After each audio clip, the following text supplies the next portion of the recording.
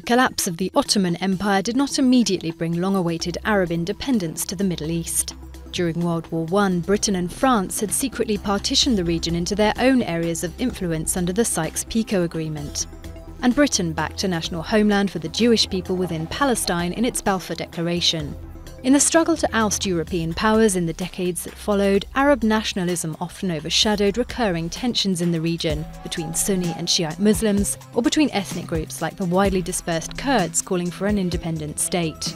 Israel's declaration of independence triggered an 8-month war with Arab states and a continuing conflict with the Palestinians over disputed borders and occupied land.